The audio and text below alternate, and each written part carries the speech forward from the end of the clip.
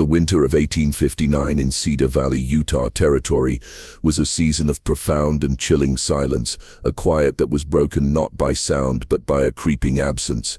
Over the span of 3 weeks, 7 women ceased to exist within the community, their presence erased with an efficiency that spoke to careful planning and absolute dread. The official territorial records, meticulously inscribed by a steady hand, offered a bland and bureaucratic explanation. Each had relocated to extended family in California, seeking new opportunities or reuniting with kin in a more settled land. This was the story crafted for any federal inspector or curious outsider who might come asking questions. But the records, as they so often do, concealed a far more sinister truth. None of these women had any family in California. Such connections were a fiction, easily disproven with even cursory investigation. None of them owned wagons or teams capable of making the arduous journey west. Such resources were tightly controlled by the male leadership of the community. Most tellingly, none of them were ever seen leaving town. No witness came forward to describe a farewell, a loaded wagon creaking down the southern trail, or a final wave goodbye. They vanished into the thin, cold mountain air as if they had never been, their disappearance a void that the official narrative rushed to fill with comfortable lies. What they all shared was a secret so potent, so dangerously incendiary, that it had the power to unravel the entire social and political fabric the Mormon leadership had woven in southern Utah. This knowledge could have brought federal troops marching straight into their sacred valleys, not as a peacekeeping force but as an army of occupation, justified by evidence of sedition and rebellion. The Utah War of 1857 to 1858 had ended without a major battle, but it had left a deep and festering wound of suspicion and fear. The federal government in Washington, D.C., embodied by President James Buchanan, had already demonstrated its willingness to use military force to impose its will on the territory, dispatching an army to install a new non-Mormon governor. Though that conflict had been resolved through negotiation, the troops remained, a constant looming presence at Camp Floyd, a stark reminder that the autonomy of Deseret was fragile and contingent on good behavior. The memory of that recent brush with annihilation was fresh in every leader's mind, and the threat of its return was the specter that haunted their councils. These weren't just any women. They were plural wives, married in sacred but clandestine ceremonies that left no legal trace, their unions unrecorded in any territorial ledger, their existence as spouses hidden from government census takers. This invisibility was a necessary shield against federal anti-polygamy laws, but it also rendered them uniquely vulnerable. They lived in the shadows of their own households, their status known to the community but officially denied to the world. They were mothers to children whose births were recorded in family Bibles rather than territorial registries, their lineages both celebrated and concealed.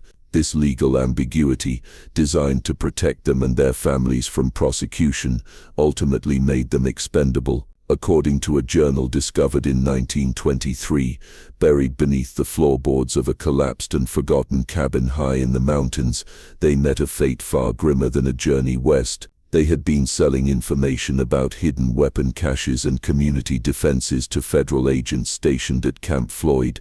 This act of betrayal, born of complex motives, perhaps desperation for legal recognition, fear for their children's futures, or a simple craving for agency, sealed their fate. Before the story of Sarah Peaton and the deadly covenant that ensnared her is fully told, one must understand that the story of these 7 women and the desperate measures taken to silence them begins not with their disappearance, but with the mounting, suffocating tensions that made their very existence a threat to everything the Mormon settlers had built and defended in the harsh desert. Cedar Valley itself was a study in contradictions. It stretched like a narrow green scar across the harsh alkaline landscape of Utah, some 30 miles southwest of Salt Lake City. In 1859, it was more than just another farming community.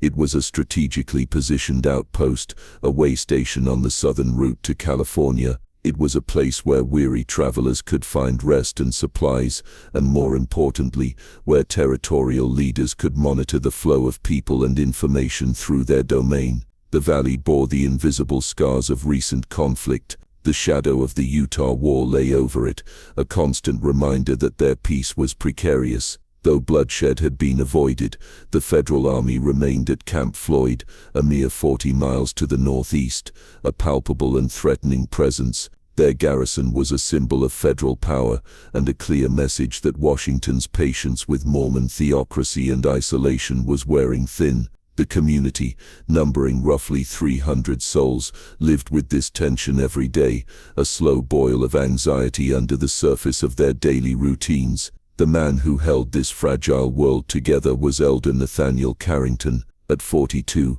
he ruled Cedar Valley with the iron discipline of a man who understood that their survival in this unforgiving land depended on absolute unity, unwavering faith, and strict obedience. He was not merely a religious leader, but a practical administrator, a skilled strategist who could read the political winds with uncanny accuracy. He had arrived in 1851 with the third wave of pioneers, bringing with him a valuable knowledge of irrigation that helped transform the alkali wasteland into productive farmland. Under his direction, the settlement had grown to include a flour mill, a blacksmith shop, and the largest granary south of Salt Lake City.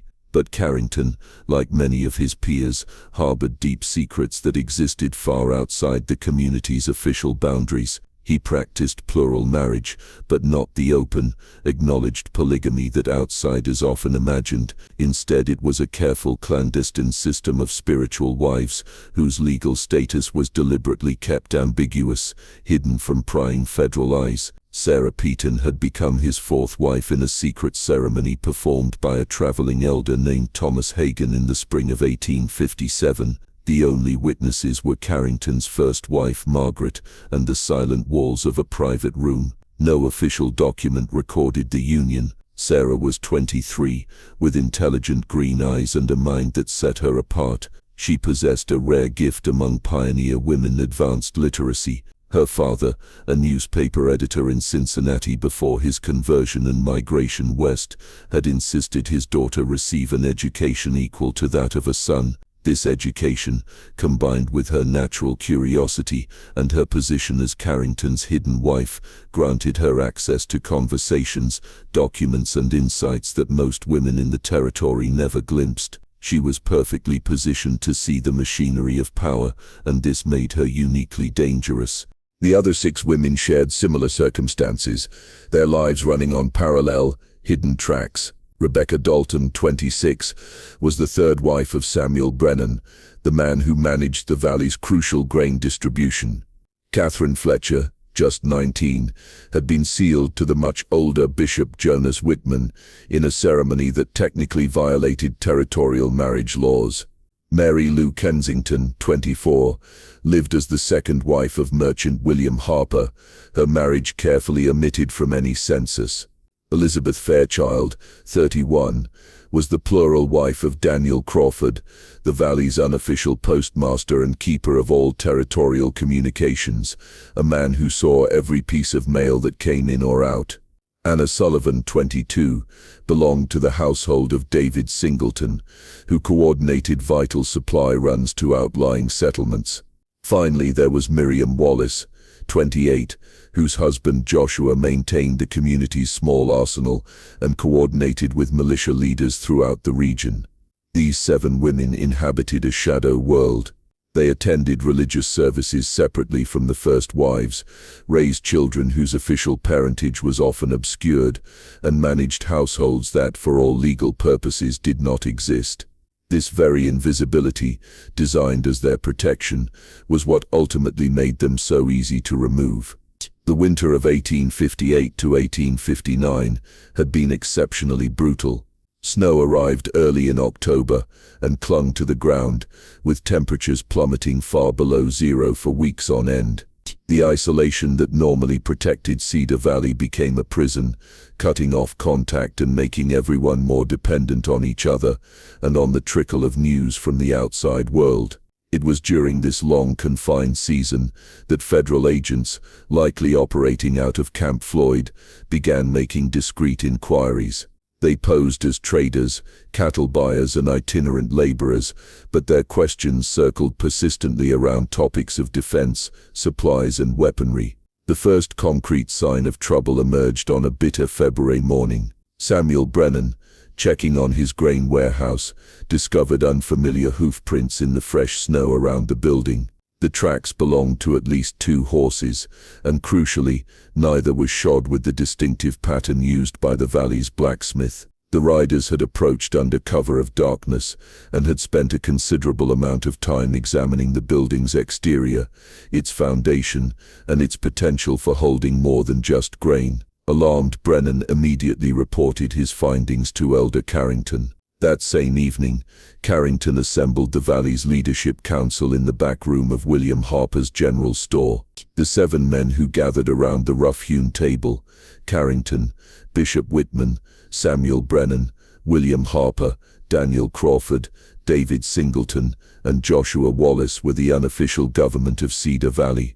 They had steered the community through every conceivable disaster, plagues of locusts, devastating droughts, and the terrifying threat of federal occupation. They were pragmatists and survivors. Daniel Crawford, his hands trembling slightly from cold or anxiety, delivered his report.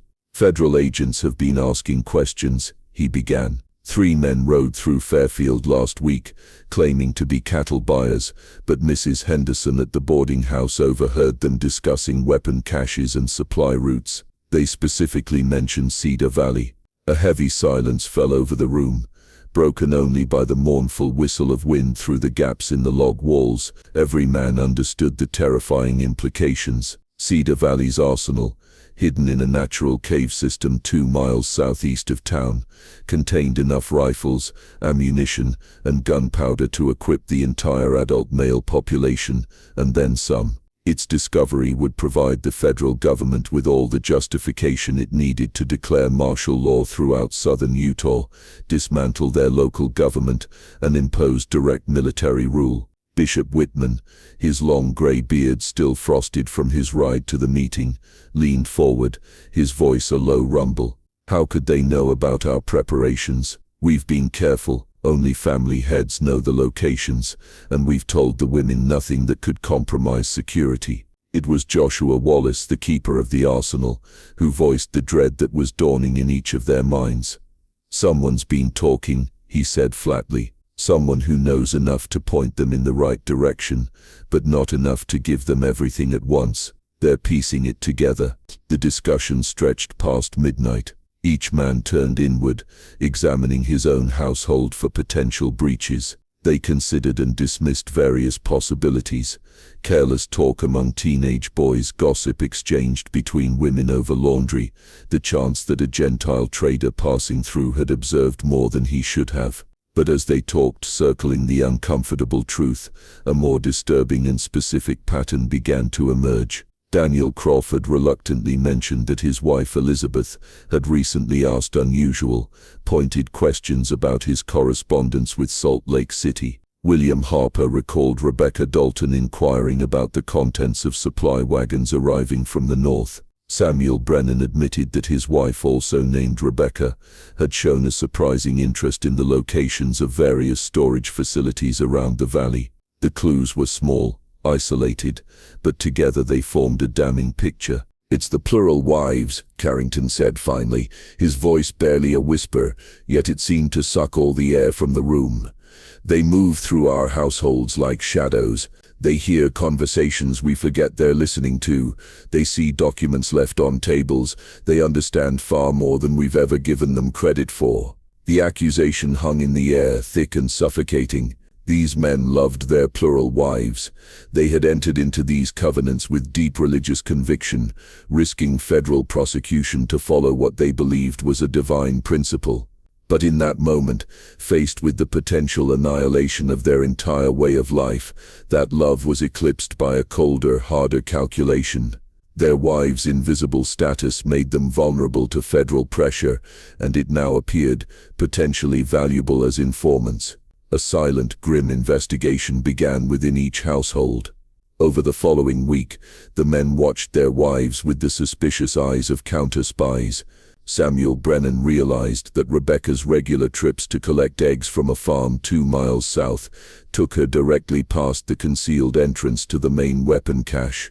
William Harper, searching Mary Lou's sewing basket, found a small notebook filled with seemingly random observations about weather and crop rotations.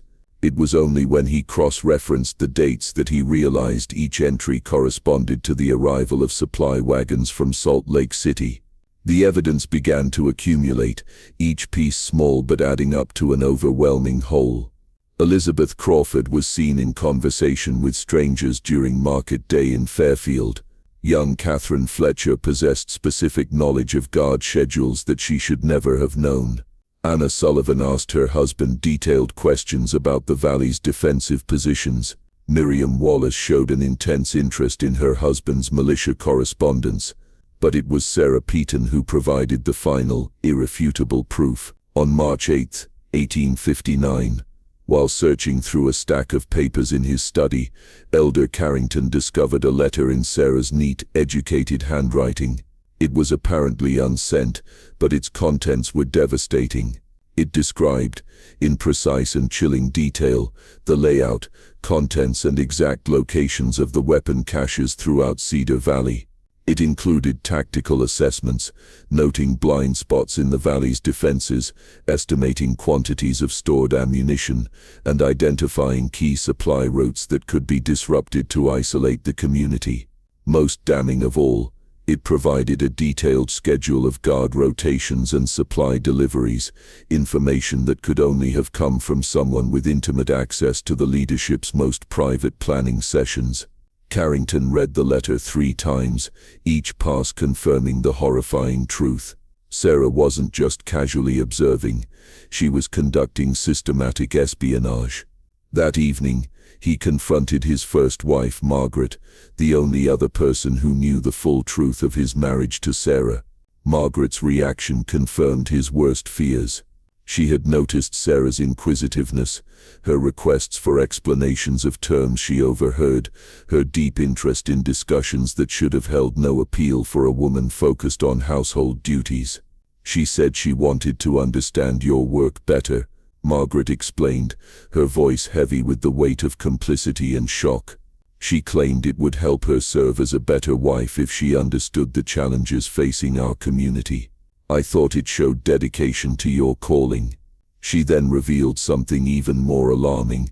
The plural wives, isolated from the community's official decision-making, had formed their own informal network.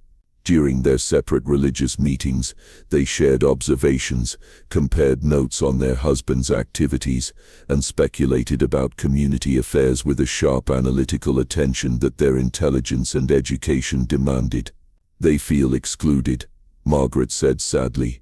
They know they're not counted, that their children have no legal standing. I think they began gathering information as a way to protect themselves, to understand the forces that could destroy their families.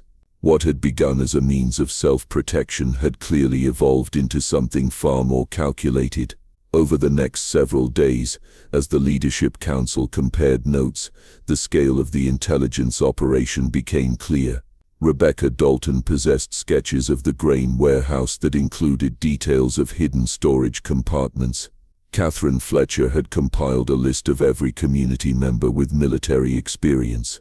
Mary Lou Kensington maintained records of supply deliveries that correlated perfectly with known federal intelligence gathering patterns. These women had created an intelligence apparatus that rivaled anything the government could have established. The final, incontrovertible piece of evidence was discovered by Joshua Wallace on March 15th. While cleaning his rifle, he found a small roll of banknotes, tightly wrapped in oiled cloth and hidden inside the weapon's stock. The total was $67, an enormous sum, more than most farming families saw in a year. The mint marks on the bills showed they had been issued by federal banks in California, not local territorial institutions. This was not money earned from selling eggs or quilts. This was payment. The plural wives weren't just gathering information, they were selling it. The realization was a physical blow.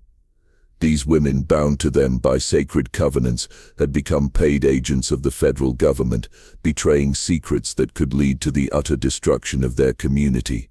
The discovery of federal money transformed the council's response from investigation to crisis management.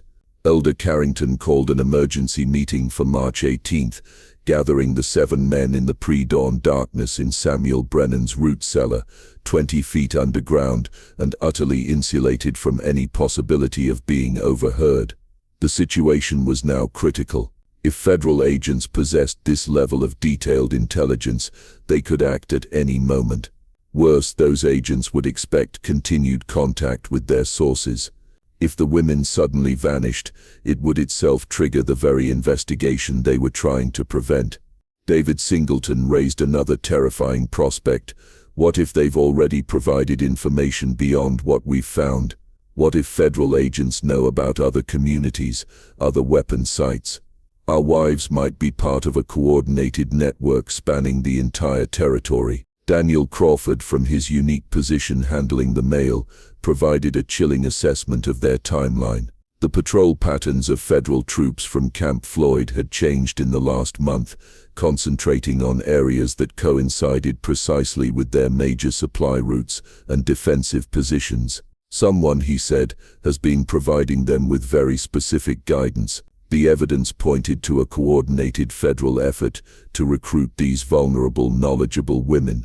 William Harper recalled traveling merchants who had shown little interest in buying goods, but had spent an inordinate amount of time asking questions about local families. The agents had identified their targets perfectly: women who were intelligent, observant, legally invisible, and likely desperate for some form of security or recognition. They promised them something, Carrington concluded, the pieces clicking into place: protection, legal recognition, maybe even transportation out of the territory if the feds took control. These women have been living in constant fear. The agents offered them a way out, but it had been a trap. By accepting payment, the women had made themselves accomplices to espionage, vulnerable to charges of treason from their own people and abandonment by their federal handlers. The council analyzed their options, each one catastrophic. Exposing the intelligence operation would mean revealing their own illegal weapon caches and the practice of polygamy. Negotiating would be an admission of guilt. It was Samuel Brennan who finally voiced the terrible solution. What if they simply weren't here when the federal agents return? What if they had decided to relocate somewhere safer, somewhere beyond the reach of territorial politics? The suggestion hung in the air, its grim implications clear to everyone. They began to plan what they would later refer to only as the Purification Covenant, an agreement to preserve their community's security by ensuring that the sources of the intelligence leak could never testify. Sarah Peaton first sensed the shift in the atmosphere on the morning of March 22nd. The warmth in her husband's eyes had been replaced by a cold, calculating assessment that made her skin prickle. This chill extended throughout the community. Conversations halted when she and the other plural wives entered a room. Husbands demanded detailed accounts of mundane errands. They were being isolated, watched and categorized as threats. Margaret Carrington now watched her with open suspicion, making pointed comments about different loyalties. When Sarah visited the general store, William Harper noted her every movement. During worship, she and the other 6 women were seated together in a section that felt more like a holding pen than a pew. Their invisibility had become their prison. On March 25th, Sarah found the evidence that confirmed her fears. In her husband's study, she discovered a partially written letter from Carrington to territorial authorities in Salt Lake City. It spoke of security concerns regarding certain community members and requested guidance on relocation procedures for individuals whose loyalty had become questionable. The bureaucratic language couldn't disguise its deadly intent. The leadership was seeking sanction to remove them permanently. The term relocation procedures suggested a plan that was coordinated, official and designed to leave no trace. Instead of panicking, Sarah used her skills to turn the tables. She began her own intelligence operation, observing patterns and listening for fragments of conversation. She pieced together the outline of the Purification Covenant. The women would be told they were being moved to safety, then escorted through remote mountain passes where accidents could naturally occur. The community would then produce documentation showing they had chosen to relocate to California. Her discovery coincided with intensified surveillance. Joshua Wallace followed his wife Miriam. David Singleton searched Anna's belongings. The pressure was meant to prevent coordination, but it also revealed the plan's urgency. On March 28, Sarah managed a furtive, coded conversation with Catherine Fletcher at the communal well. Catherine confirmed she also felt the danger and had overheard talk of travel arrangements and mountain passages. They agreed to warn the others. Through a nerve-wracking network of subtle signals and brief encounters over the next 3 days, they contacted Rebecca Dalton, Mary Lou Kensington, Elizabeth Crawford, Anna Sullivan, and Miriam Wallace. Each woman confirmed the same pattern: surveillance, interrogation, and hushed discussions about community protection. They were all targets. By April 1st, the 7 women understood their predicament. They were slated for elimination under a plan that was both murderous and administratively sound. Their only hope was a desperate escape, but escaping Cedar Valley in early spring meant crossing snow-blocked mountains into territory controlled by the very people who wanted them dead. Sarah, leveraging her education and access, took charge of coordinating their flight. What she discovered in her husband's desk on April 3rd was a letter that removed all doubt and started a deadly countdown. Dated April 2nd and addressed to a bishop in Salt Lake City, it outlined the covenant in clear terms. Joshua Wallace would handle the mountain passage for one group on April 8th, David Singleton for another on April 12th. The final paragraph was the most chilling. Should natural hazards prove insurmountable during mountain passage, documentation indicating their intention to establish new homes in California was prepared. It was a death warrant with a bureaucratic seal. That night, Sarah summoned the others to an emergency meeting in an abandoned root cellar behind the Fletcher property. "They're going to kill us," she stated, showing them the copied letter. The reaction was a mixture of terror and grim resolve. "We have to run," Catherine Fletcher insisted, "tonight before their schedule begins." Mary Lou Kensington, drawing on knowledge from her husband's supply business, suggested their only chance: a treacherous little-used mining trail through the Aqua Mountains toward Bingham Canyon, and from there to Salt Lake City. It was a 45-mile journey through wilderness on foot, a desperate gamble.